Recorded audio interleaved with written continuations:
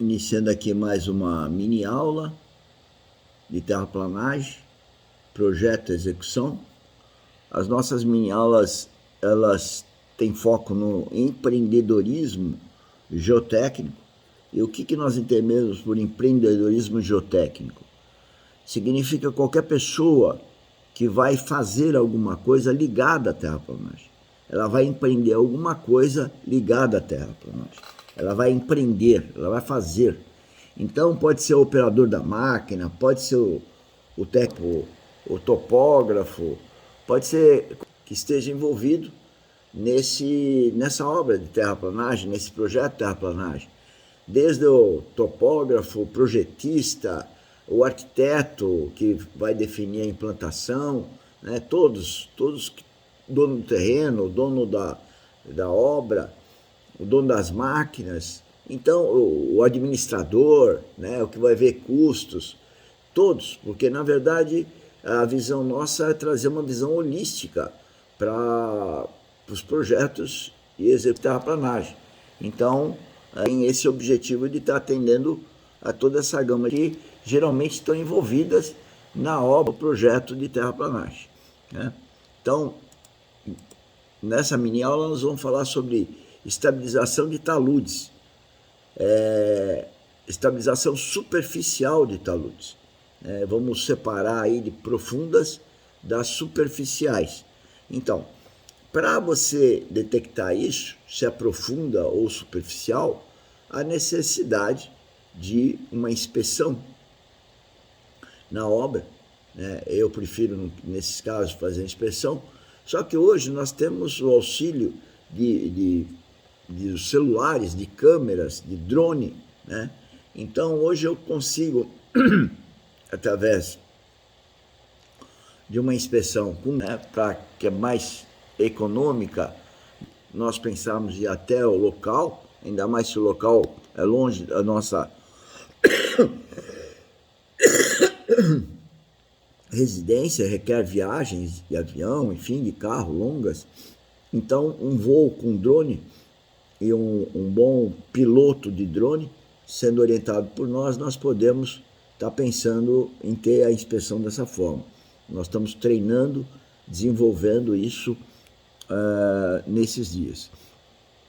Então, ao observar o terreno e os cenários de alguma irregularidade da conformação, trincas, surgimento de água no talude, abatimento, a elevação do pé do talude, a gente pode então estar caracterizando essa anomalia, né?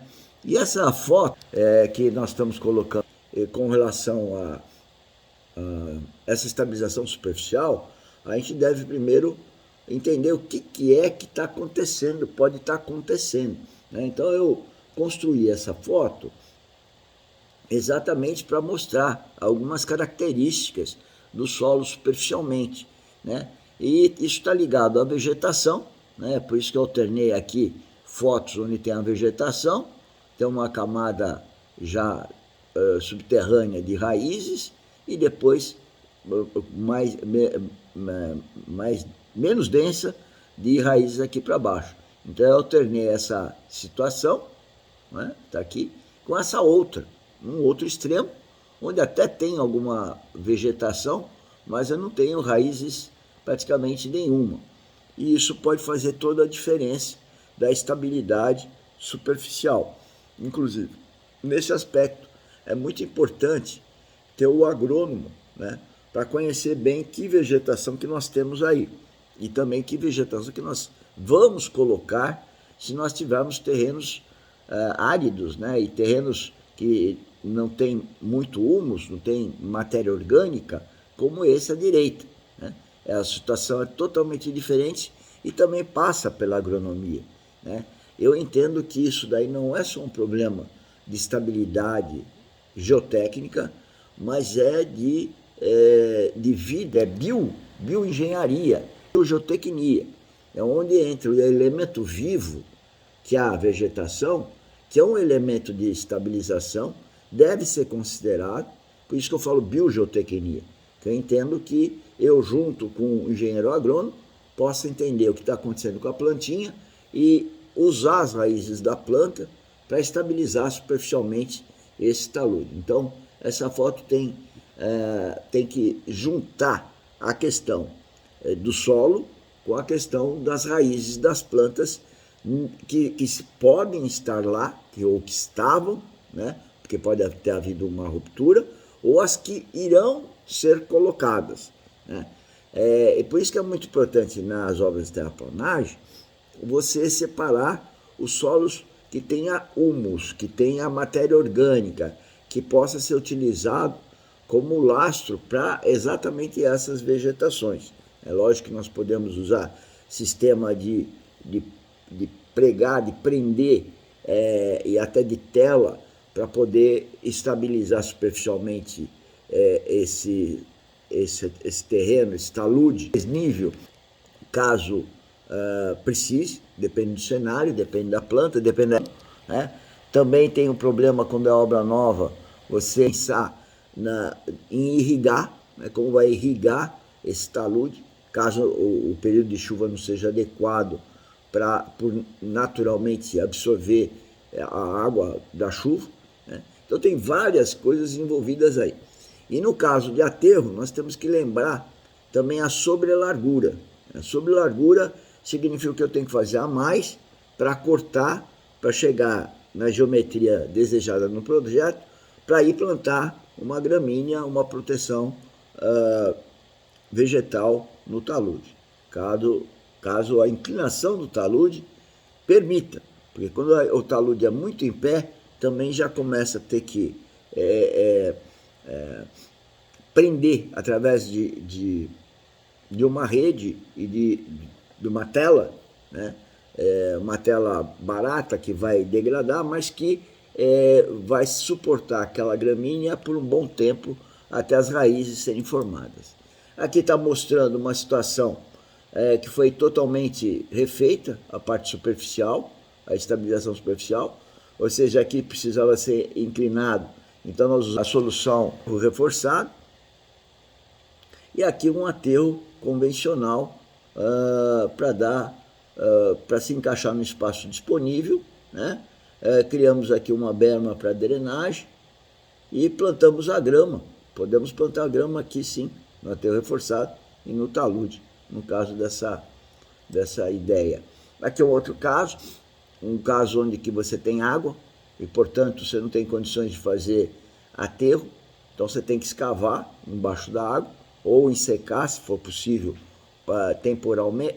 temporariamente, tá? Para depois, então, colocar pedras, o empedrado, o enrocamento, né? De tal forma que tenha segurança aí com as ondas, depende do cenário com relação à lagoa que tem aqui, ou rio que tem aqui, né? E também está ligado ao espaço, né? Inclinação dessa superfície que deve ser segura, né? De tal forma, mesmo com a água, você não ter blocos rolando para baixo ou sendo carreados pela própria água do rio, né, no caso, que possa ter aqui ou lagoa, onda que bate aqui. E considerando, então, se for uma lagoa, ou nós chamamos de freeboard, onde que a água pode atingir aqui, quando bate aqui, então nós temos que ter essa forma de fazer um aterro com pedras. E depois um aterro convencional, né? Que nós colocamos aqui, aí o plantio de grama nesse aterro convencional. Sempre lembrar que essa superfície deve ser feita com degraus, para encaixar o maciço antigo com o maciço novo. E aqui, eu falei por último, mas o terreno estava aqui originalmente, e a gente então trouxe o terreno para cá com toda a segurança em termos de estabilidade superficial e também profunda, evidentemente. Tá? Aqui é um caso real, né? Uma foto exatamente mostrando aqui a pedra, que nós colocamos aqui, e aqui a grama, né? Aqui uma outra situação, que é para proteger aqui o rio, né? das erosões que podem carregar solo para o rio, e aí nós podemos entrar numa situação de crime ambiental, né? Então era isso que eu queria colocar nessa mini aula. Eu peço para vocês divulgarem, né, o nosso canal YouTube Engenheiro Mauro Lozano, né, participarem dos eventos que estão em toda a descrição de vídeo que nós postamos lá e divulgar para as pessoas envolvidas em terraplanagem, porque é um trabalho que eu acho que começa sendo um primeiro trabalho social. E no workshop, na descrição do vídeo, o primeiro link é o link do grupo WhatsApp, e lá, se ao se inscrever, você pode solicitar uma reunião comigo e nós tiramos as dúvidas do que falamos aqui, de tudo que está gravado lá no canal YouTube da Academia Guinness. Muito obrigado, então, até a próxima mini aula.